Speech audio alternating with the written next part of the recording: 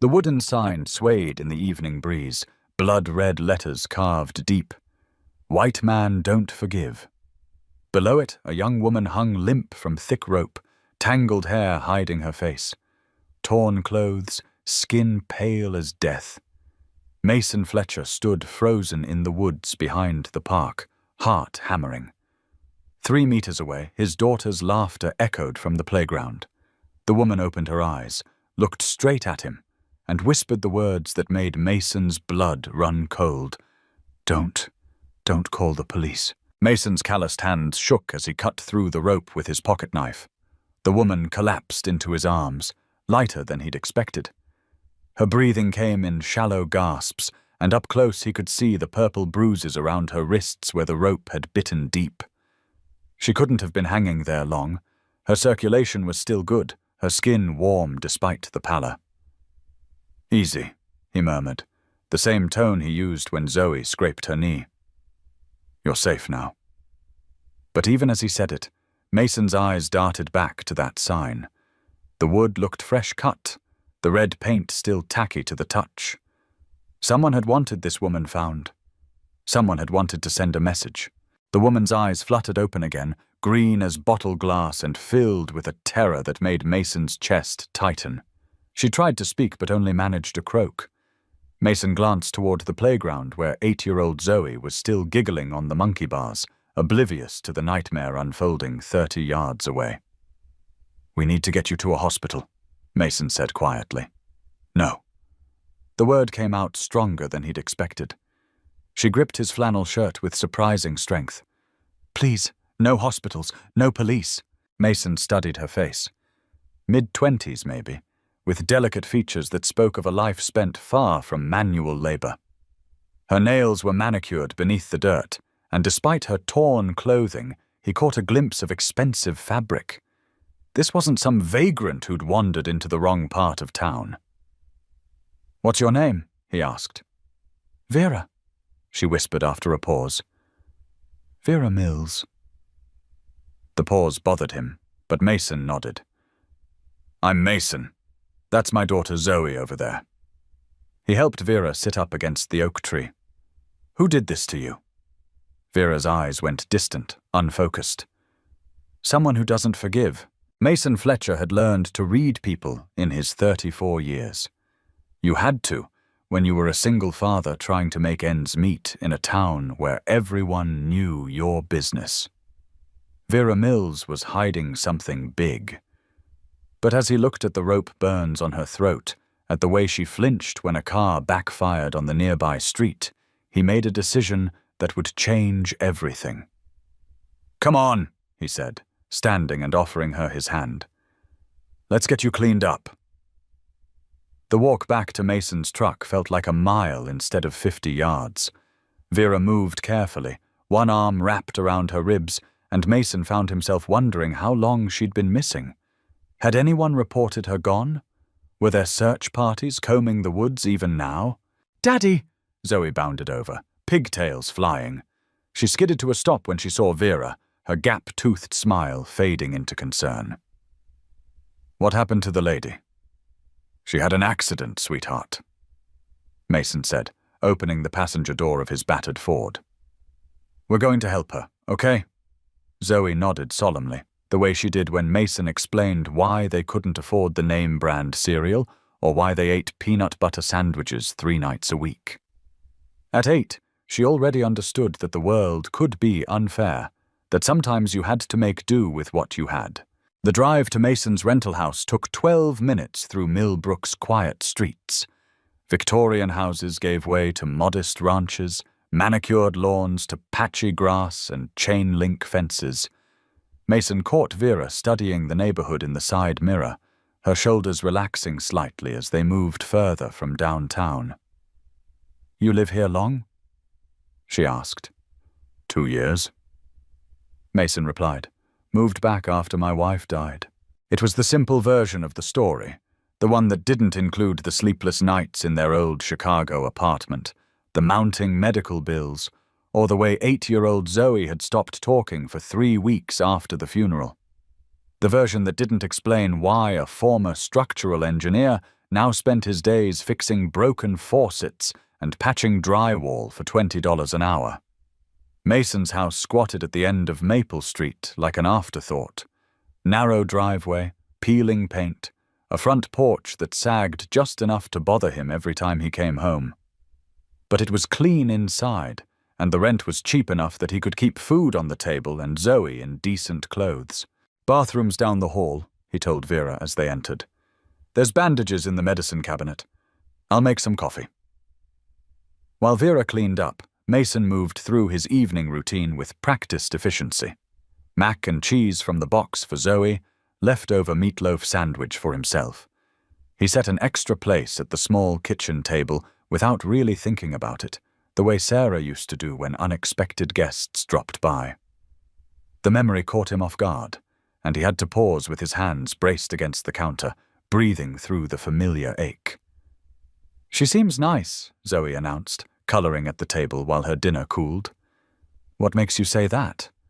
"Her eyes. They're sad like yours used to be."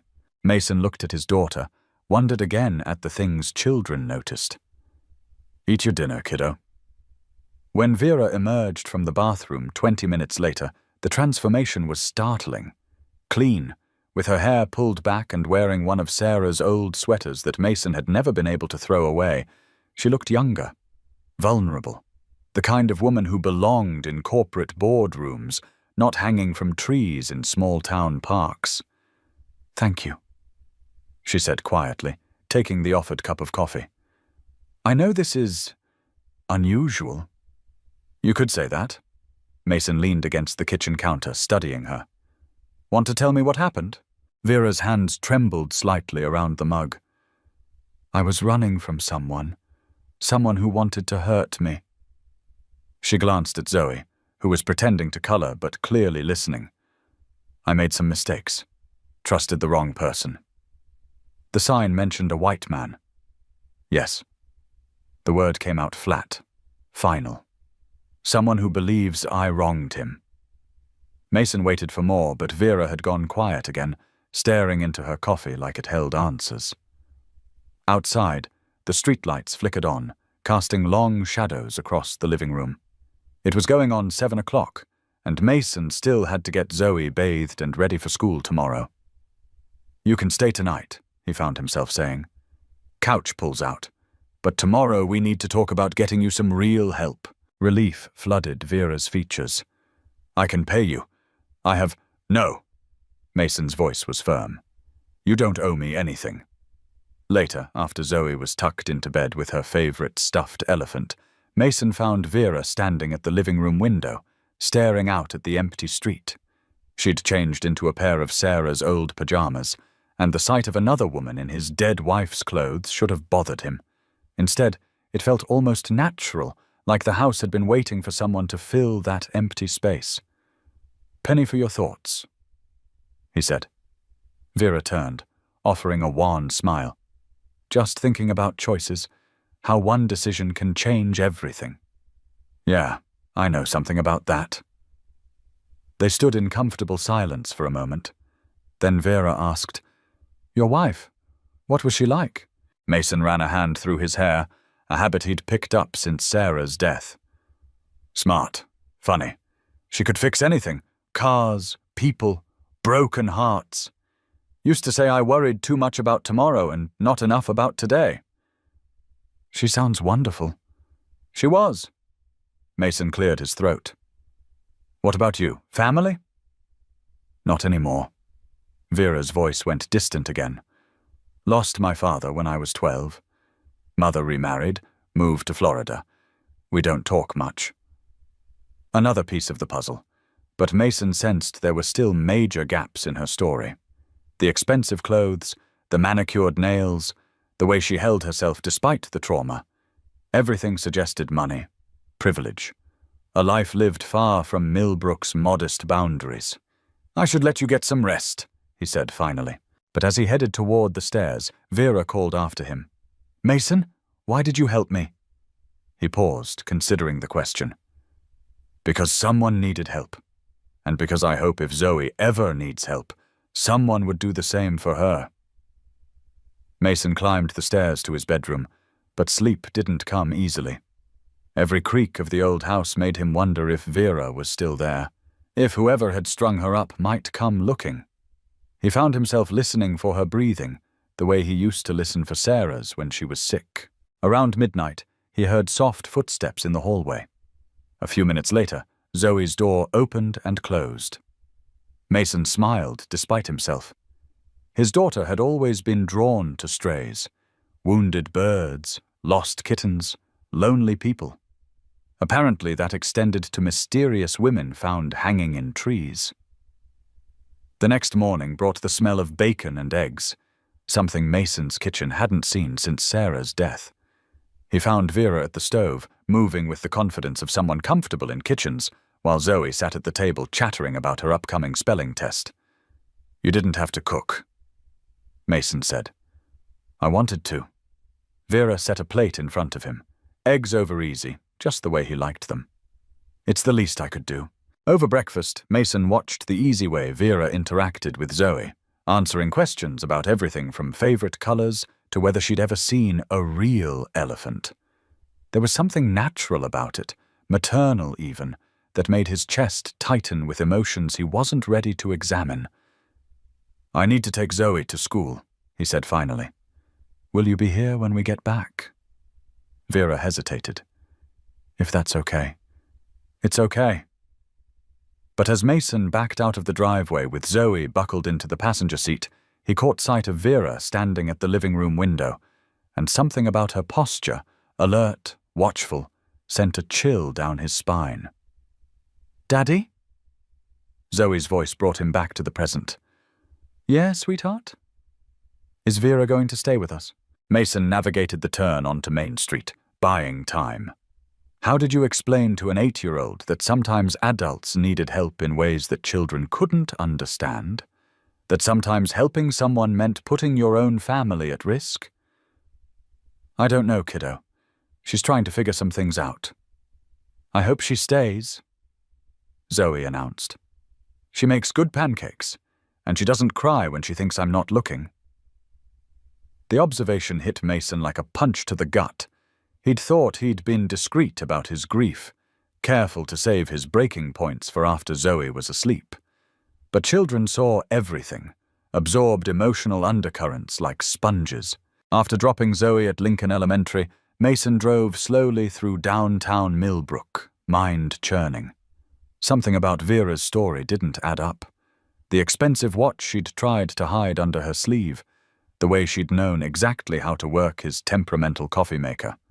Small things, but they nagged at him. He was so lost in thought that he almost missed the black sedan parked across from his house. Almost. Mason drove past his driveway and continued around the block, pulse quickening. The car was empty, windows tinted dark enough to hide whoever might be inside.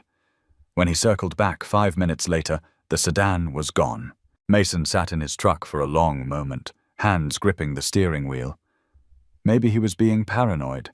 Maybe it was just someone visiting the Hendersons next door. But the knot in his stomach suggested otherwise. He found Vera in his kitchen, washing the breakfast dishes with methodical precision.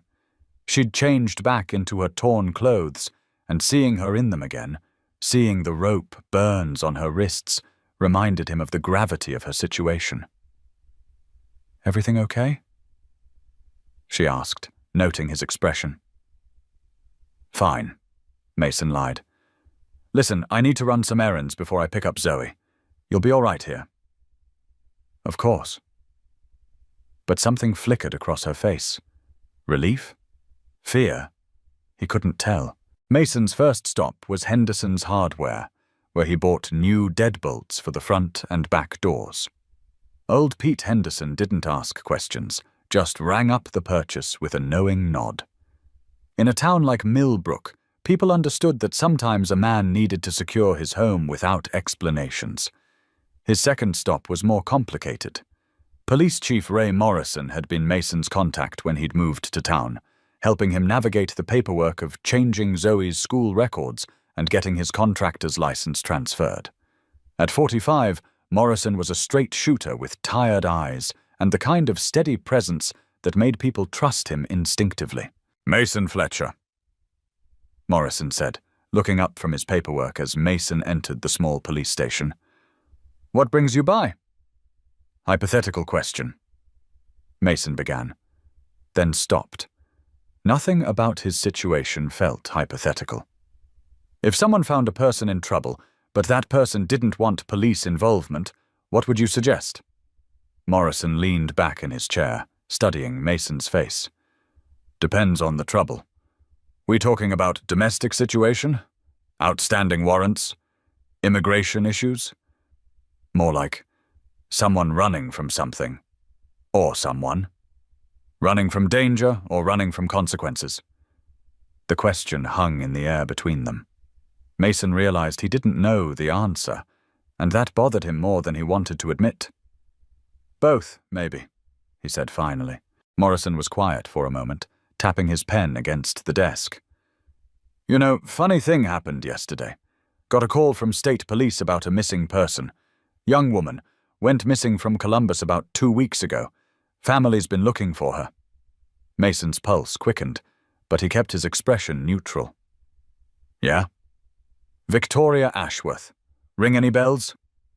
The name hit Mason like a physical blow. He managed a shake of his head, but Morrison's sharp eyes caught something in his reaction. 28 years old, brown hair, green eyes.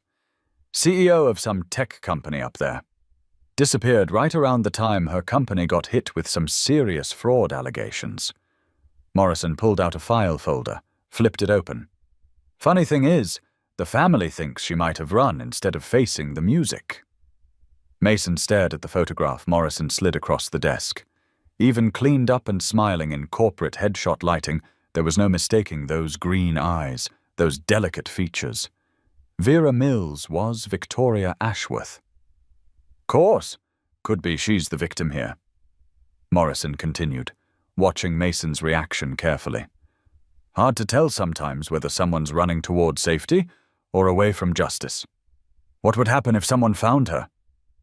Mason asked, his mouth dry. "Depends on whether she's a victim or a suspect.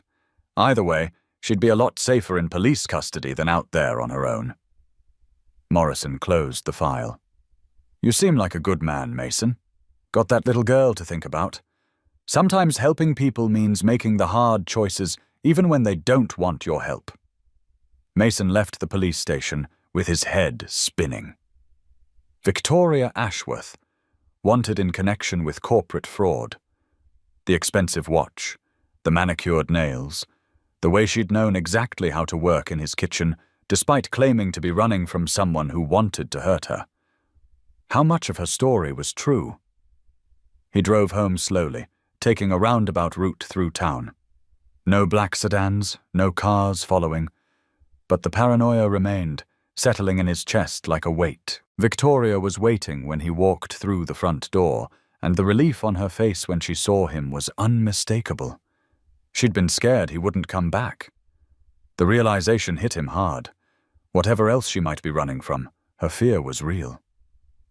"We need to talk," Mason said quietly. She nodded, as if she'd been expecting this conversation.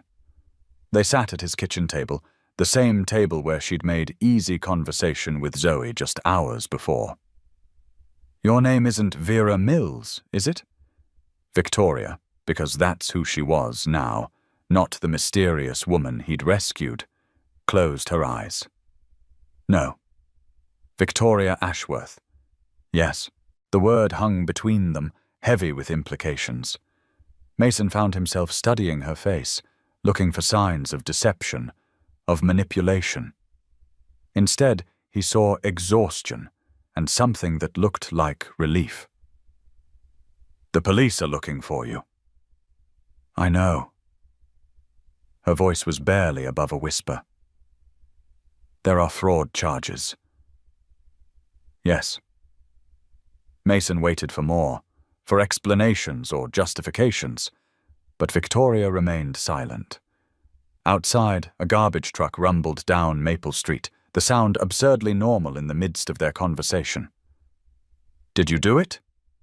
Mason asked finally. Victoria opened her eyes, met his gaze directly. It's complicated. Try me. She took a shaky breath. My company, Ashworth Technologies, we developed software for financial institutions. Last year, we landed a huge contract with First National Bank. The software was supposed to detect fraudulent transactions, but there was a back door in the code that could be exploited. Mason leaned forward. You put it there? No. My business partner, Marcus Webb, did. But I found out about it 6 months ago. Her hands trembled as she spoke. Marcus was using it to siphon money from client accounts. Small amounts, spread across thousands of transactions, nearly impossible to detect. So you reported him? Victoria laughed bitterly. I tried to, but Marcus had been very careful to make it look like I was the one responsible. All the code signatures pointed back to me. All the access logs showed my credentials. But you're the CEO, which made me the perfect scapegoat. Marcus convinced the board that I was having mental health issues, that the stress of running the company had gotten to me. They were discussing removing me when the fraud came to light. Mason processed this information, watching Victoria's face for tells, for signs that she was spinning another elaborate lie. But her story had the messy complexity of truth. No clean villains or heroes, just people making choices that spiraled out of control. The night I disappeared, Victoria continued, Marcus asked me to meet him at our office to discuss the situation. I thought maybe we could work something out, find a way to expose the real culprit. She touched the rope burns on her throat unconsciously. Instead, he had 2 men waiting for me. They wanted me to sign a confession, take full responsibility for the fraud. And when you refused? They convinced me to reconsider. For 3 days I was held in a warehouse outside the city. Marcus visited me twice, each time with a new version of the confession. Each time I refused to sign. Mason felt something cold settle in his stomach. How did you end up here? I don't know. I was drugged the 3rd night. When I woke up, I was in those woods with that sign around my neck. Victoria's voice broke slightly. Marcus always had a temper when he didn't get his way, especially with women who wouldn't do what he wanted. The sign, "White man don't forgive." That was his message? Marcus believed I'd humiliated him. He asked me to marry him 2 years ago, and I turned him down. He never forgave me for that rejection, and when the fraud investigation started, it became personal for him. Mason stood up, paced to the window. Outside, Mrs. Patterson was watering her roses, moving with the careful precision of someone in her 70s. Normal life, continuing while his world tilted off its axis. Why didn't you tell me this from the beginning? Would you have believed me? Victoria asked. A woman hanging from a tree with a cryptic sign, claiming to be framed for corporate fraud? It sounds insane. She had a point. Mason turned back to her, studied the exhaustion in her face, the way she held herself like someone expecting another blow to fall. The police think you might be running from justice, not toward safety. I know. Marcus is very persuasive. He's probably convinced them that I orchestrated my own disappearance to avoid prosecution. Did you? The question came out harsher than Mason intended. Victoria flinched as if he'd struck her. No, she said quietly, but I understand why you'd ask. They sat in silence for several minutes. Finally, Mason checked the clock. Time to pick up Zoe from school. His daughter, who'd taken an instant liking to the mysterious woman now revealed as a wanted fugitive. His daughter, who was counting on him to make the right choices. I need to think about this, Mason said. I understand. And Mason, if you decide you need to turn me in, I won't run. I'm tired of running. The drive to pick up Zoe felt like navigating through fog. Every decision seemed fraught with consequences Mason couldn't fully anticipate. Turn Victoria in, and he might be sending an innocent woman to prison. Keep hiding her, and he might be harboring a criminal. Either way, he was putting Zoe at risk. Zoe bounded into the truck with her usual enthusiasm, chattering about her day, her spelling test, the substitute teacher who'd let them have extra recess. Normal 8-year-old concerns that felt surreal against the backdrop of Mason's morning. "Is Vera still at our house?" she asked, as they pulled into the driveway. "Yeah, kiddo, she's still there." "Good. I want to show her my rock collection." Mason's heart clenched. In less than 24 hours, Victoria had become part of Zoe's world. How did you explain to a child that sometimes the people you cared about weren't who they seemed to be? They found Victoria in the living room, sitting on the couch with Mason's laptop open in front of her. She closed it quickly when they entered, but not before Mason caught a glimpse of what looked like news articles on the screen. "How was school?" Victoria asked Zoe, her smile genuine despite the tension in her shoulders. "Good. Want to see my rocks?" Victoria glanced at Mason, who nodded. While Zoe dragged Victoria upstairs to examine her geological treasures, Mason opened his laptop to see what Victoria had been reading. The first article was from the Columbus Dispatch, Tech CEO missing amid fraud investigation. The second was from the business section of the Cleveland Plain Dealer. Ashworth Technologies stock plummets as founder disappears. Each article painted Victoria as either a victim or a culprit, depending on the unnamed sources quoted. But it was the third article that made Mason's blood run cold. From that morning's Columbus newspaper, police issue bolo for missing CEO. The article mentioned that Victoria Ashworth was considered armed and dangerous, and that anyone spotting her should contact authorities immediately. Armed and dangerous. Mason thought about the frightened woman he'd cut down from that tree, the gentle way she'd interacted with Zoe. Either Victoria was an exceptional actress, or someone was working very hard to control the narrative around her disappearance. His phone buzzed with a text message from an unknown number. "We know where she is. Midnight. Corner of Oak and 3rd. Come alone or the little girl pays." Mason stared at the screen, his hands shaking. The phone buzzed again with another message, this one containing a photo that made his world stop spinning. It was Zoe, taken through the telephoto lens from somewhere outside Lincoln Elementary.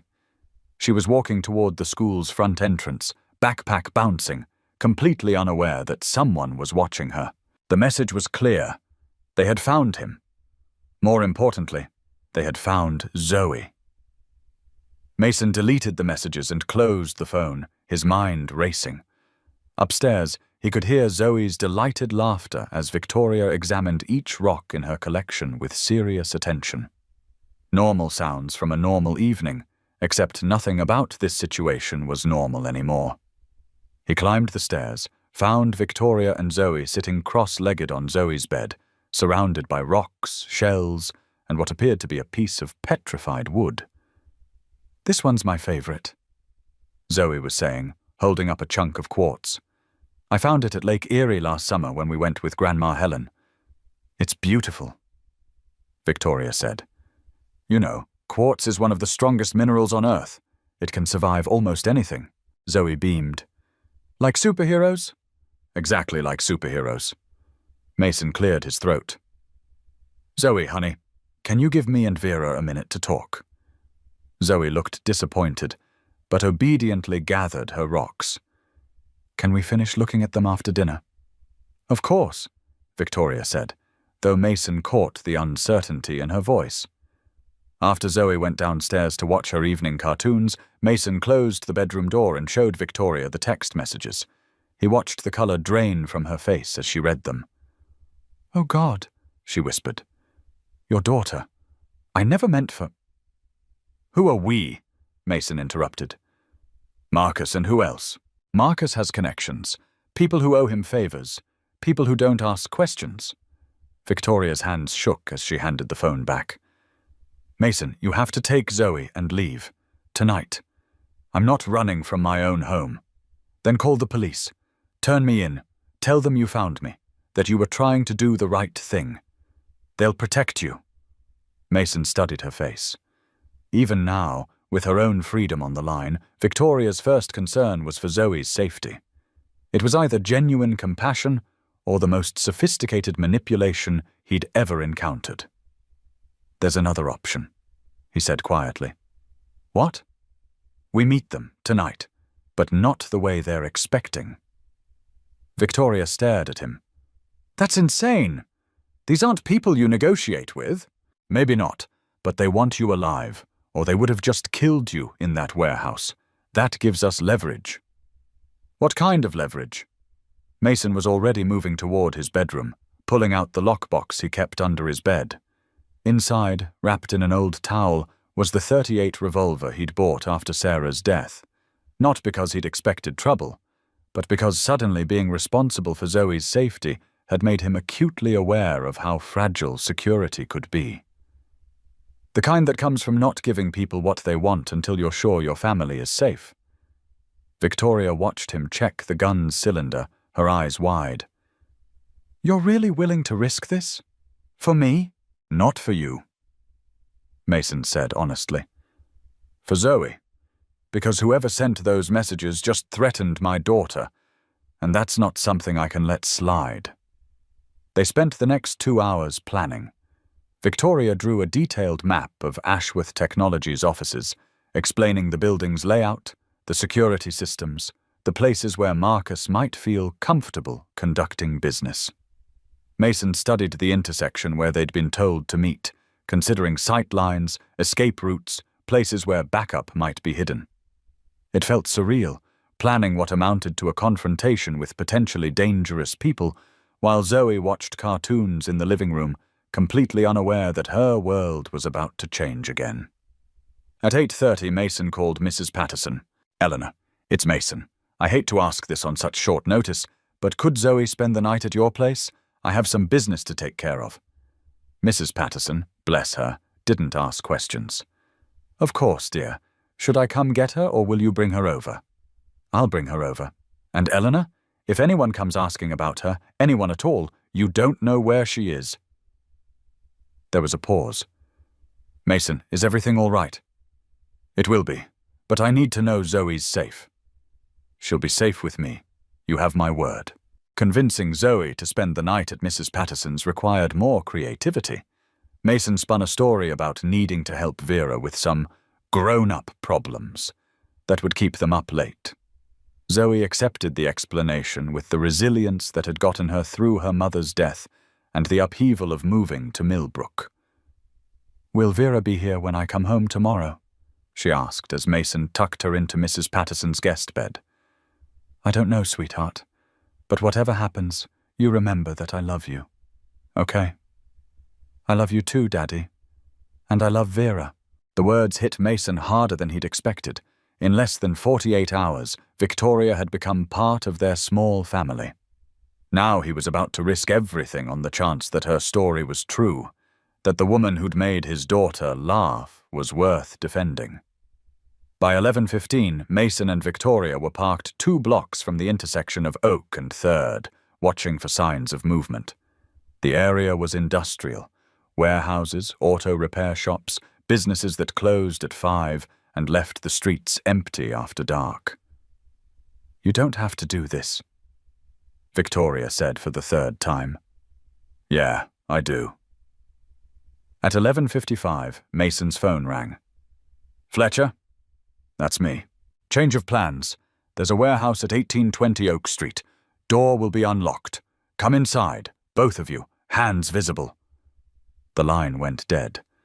Mason looked at Victoria, saw his own fear reflected in her eyes. "Last chance to change your mind," he said. "No, if we're doing this, we're doing it right." The warehouse was exactly what Mason had expected. Industrial lighting, concrete floors, the kind of place where screaming wouldn't carry to the street. 2 men in expensive suits flanked a 3rd man, who was clearly in charge. Marcus Webb was shorter than Mason had expected, with the kind of soft features that suggested a life spent behind desks rather than doing physical work. "Ms. Ashworth," Webb said, his voice carrying a slight southern accent.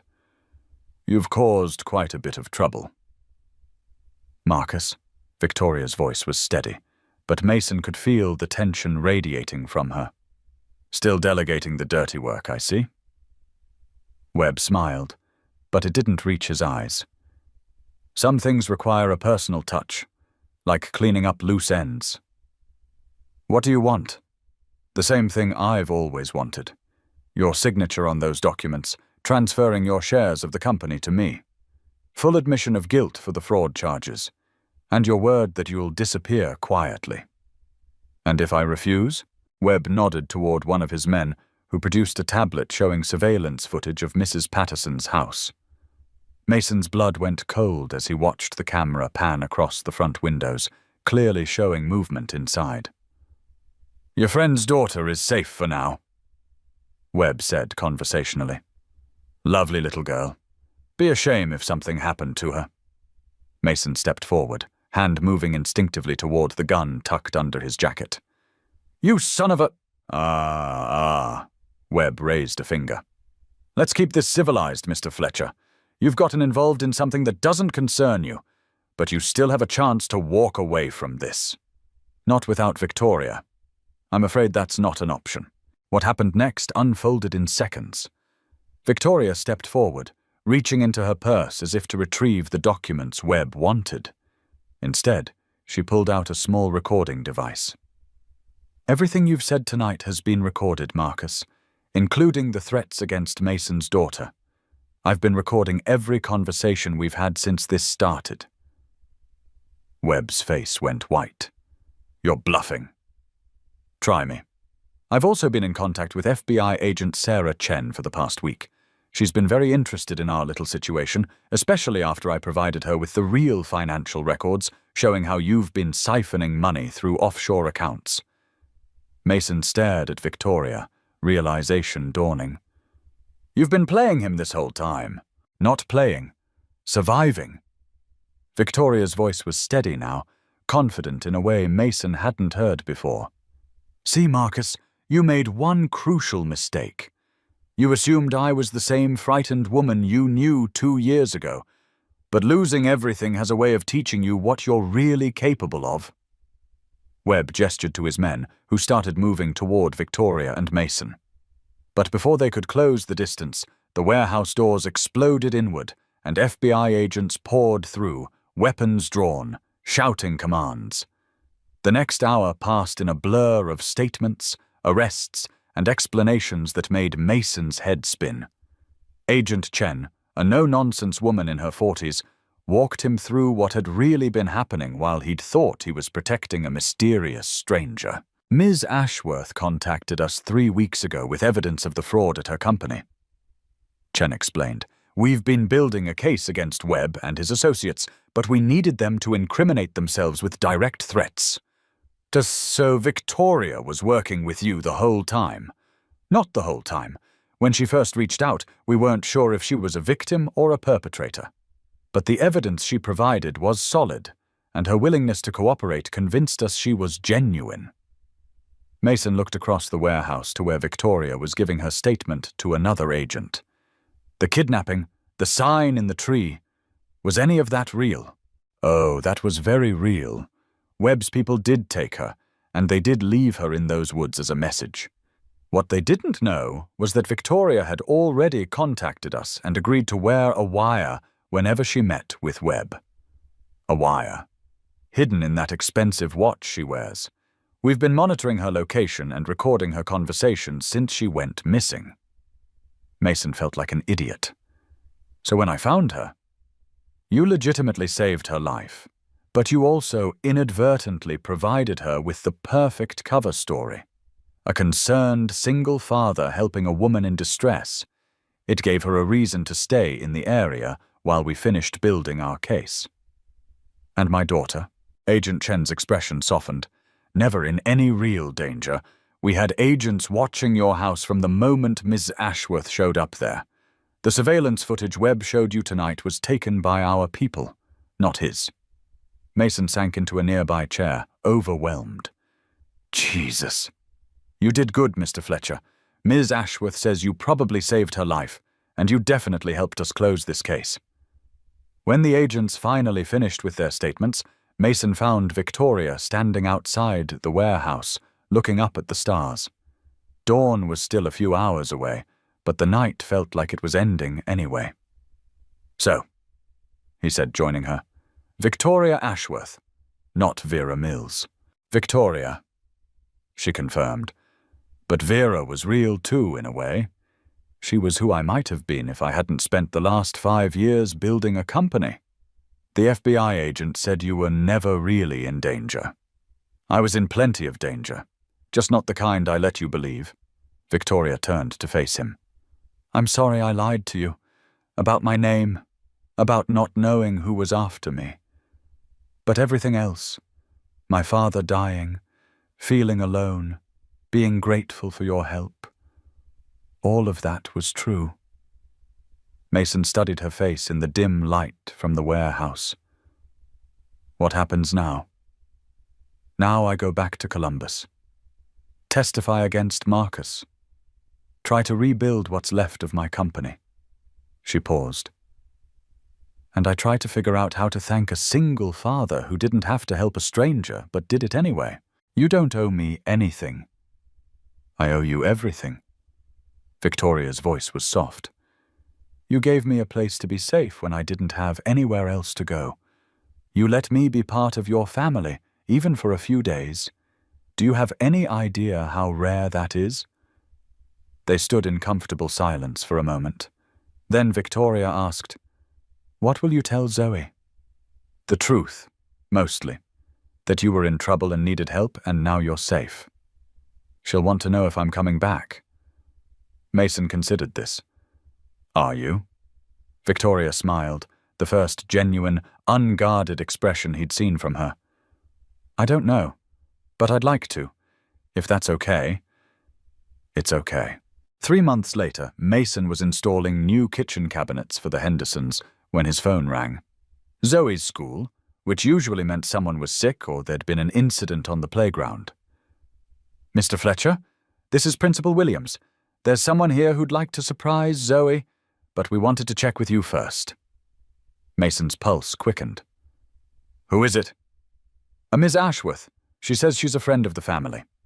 Mason smiled, wiping sawdust from his hands. "Yeah, she's a friend. It's okay to let her see Zoe." That afternoon, Mason found Victoria and Zoe in the living room, surrounded by what appeared to be an entire geology textbook's worth of new rocks and minerals. "Victoria brought me real crystals," Zoe announced, holding up what looked like a small geode. "And she says I can visit her company sometime and see their computers."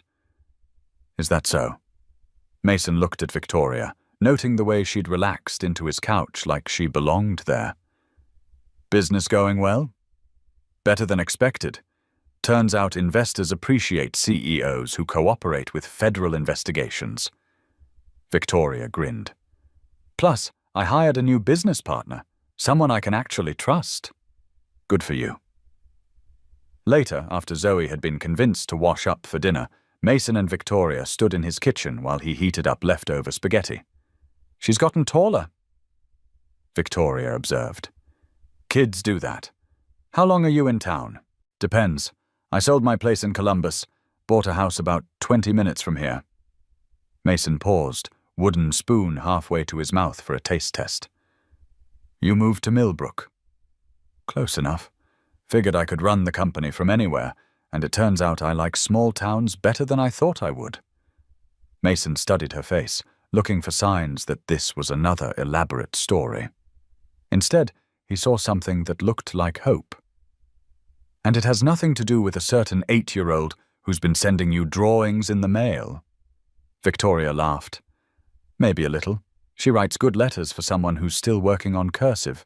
They ate dinner together, the three of them around Mason's small kitchen table, talking about Zoe's school project and Victoria's plans for the new house, and whether the old maple tree in Mason's backyard would be good for a tire swing. Normal conversation from what looked, from the outside, like a normal family. Later, after Victoria had left for her hotel and Zoe was asleep, Mason sat in his garage with a beer, thinking about choices and second chances and the way life sometimes surprised you when you weren't looking for it. His phone buzzed with a text from Victoria. "Thank you for dinner. And for everything else. He typed back, "Thank you for coming back." The response came quickly. "Couldn't stay away. Turns out some places become home before you realize it." Mason smiled, finishing his beer and heading inside to check on Zoe. She was sound asleep, clutching the new geode Victoria had given her. On her nightstand, next to the usual collection of books and stuffed animals, sat a framed photo that hadn't been there that morning. Mason, Zoe, and Victoria, taken at the park where everything had started. In the photo, they looked like what they were becoming, a family that had found each other in the most unlikely circumstances and decided to hold on. 6 months later, on a crisp October afternoon, Mason was teaching Zoe how to use a level when Victoria pulled into their driveway. She'd been making these weekend visits more frequently, and her presence had become as natural as the changing seasons. "What are you two building?" she asked, climbing out of her car with a bag of what appeared to be Chinese takeout. "A bookshelf for my room," Zoe announced proudly. "Daddy's teaching me about right angles. Very important skill." Victoria agreed solemnly. They worked together until the light began to fade, Victoria holding boards while Mason drilled pilot holes, Zoe carefully checking each joint with her small level. When they finished, the bookshelf wasn't perfect. The top shelf had a slight bow, and one side was maybe 1/8 of an inch shorter than the other, but it was solid, and it was theirs. "Not bad for a first project," Mason said, ruffling Zoe's hair. "I want to make a desk next," Zoe declared. "Victoria, will you help me paint it?" "If your dad's okay with it." Mason looked at Victoria, saw the question in her eyes that went far beyond furniture projects. The same question that had been hanging between them for months now. "Yeah," he said quietly. "I'm okay with it." That night, after Chinese food and homework, and the lengthy process of convincing Zoe that bedtime was non-negotiable, Mason and Victoria found themselves on his front porch, sharing a bottle of wine and watching the stars come out. "I've been thinking," Victoria said eventually. "Yeah?" "About that desk Zoe wants to build. Might be easier if I didn't have to drive 20 minutes every time she needed help with a project." Mason turned to look at her. "What are you saying?" "I'm saying my lease is up next month, and I'm saying this feels more like home than anywhere I've ever lived." She paused, took a sip of wine. "I'm saying maybe it's time to stop visiting and start staying." Mason was quiet for a long moment, considering all the ways this could go wrong, all the reasons why mixing up their lives even more might be complicated. Then he thought about Zoe's face when Victoria walked through the door, about the way Victoria had fit into their routines like a missing piece they hadn't known they were looking for. "Zoe would like that," he said finally. "What about you?" "I'd like it too." Victoria smiled, that same unguarded expression he'd fallen in love with without quite realizing it. "Good, because I already put a deposit down on a house 3 streets over. Figured if you said no, I'd just have to convince you." Mason laughed, surprised by the sound of it. When was the last time he'd laughed like that, freely and without reservation? 3 streets over? Walking distance for emergencies, driving distance for privacy. You've got this all figured out. Not all of it, but the important parts, maybe. They sat in comfortable silence, watching the occasional car pass by on Maple Street. Normal sounds from a normal evening in a normal neighborhood, except nothing about their situation had ever been normal. "Can I ask you something?" Mason said. "Shoot. That first night, when you said you were running from someone who doesn't forgive, were you talking about Marcus, or were you talking about yourself?" Victoria considered the question, swirling wine in her glass. "Both, I think. Marcus didn't forgive me for rejecting him, for being successful when he thought I should be grateful for his attention. But I didn't forgive myself either, for trusting him, for not seeing what he was really like. And now? Now I think forgiveness is overrated, Sometimes you just have to decide what kind of person you want to be going forward and stop worrying about who you were before. Mason nodded, understanding. He'd been learning the same lesson since Sarah's death, since the move to Millbrook, since the morning he'd found a stranger hanging from a tree and decided to help her. Besides, Victoria added with a smile, some things are worth not forgiving, like threatening someone's child. Marcus is going to be in federal prison for the next 15 years, and I'm not sorry about that at all. Good. They finished the wine as the porch light attracted its usual collection of moths and the sounds of the neighborhood settled into evening quiet. When Victoria finally said she should head back to her hotel, Mason walked her to her car, the way he'd been doing for months now. "See you this weekend?" she asked. "See you this weekend." But instead of getting in her car, Victoria stepped closer, close enough that Mason could smell her perfume, could see the tiny scar on her chin that she'd gotten falling off her bike when she was 7. "Mason?" "Yeah? I'm glad you found me in those woods." "Me too." When she kissed him, it was soft and tentative, the kind of first kiss that acknowledged all the complicated history that had brought them to this moment. When they broke apart, Victoria was smiling. "That was overdue," she said. Yeah, it was. Mason stood in his driveway long after Victoria's tail lights disappeared around the corner, thinking about timing and second chances, and the way some stories didn't end the way you expected them to. Above him, the stars wheeled through their ancient patterns, indifferent to human drama, but somehow reassuring in their constancy. Inside, Zoe was sleeping peacefully, dreaming whatever 8-year-olds dream about. Tomorrow there would be school and work and the 1,000 small decisions that made up a life. But tonight, for the first time since Sarah's death, Mason allowed himself to believe that the future might hold something better than just getting by.